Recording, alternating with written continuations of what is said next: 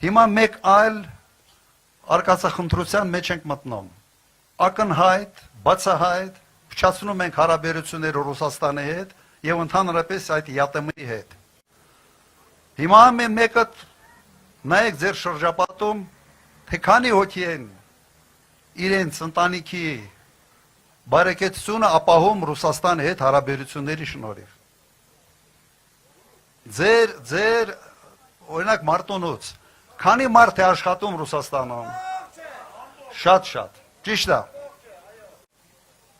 Հիմա ինչ հետևանքներ եք ունենալու դուք, ինչ հետևանք է լինելու ձեզ համար, եթե այդ հարաբերությունները փչացնեն եւ վերջապես համբերությունը, ասենց համբերության բաժակը լցնի եւ Ռուսաստանը ընդունի կտրուկ որոշումներ։ Ինչ եք անելու։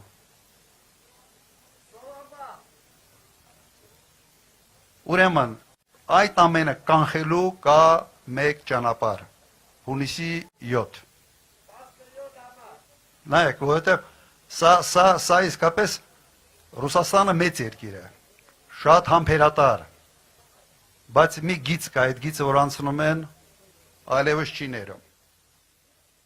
Եվ օրինակները բազմաթիվ են։ Ուրեմն մեր քաղաքականությունը, իմ մոտեցումը, դաշինքի մոտեցումը հետևյալն է։ Մի սրի արհեստականորեն հարաբերությունները հզոր պետությունների հետ, աշխարհաքաղաքական կենտրոնների հետ, մի խցկվի դրանց հակասությունների մեջ, ջարդվելու ես, բան չէ շայելու, ժողովուրդն է ջարդվելու եւ եւս որ երրորդ անգամ ժողովուրդը գինն է տալու առաջնորդի սխալների համար։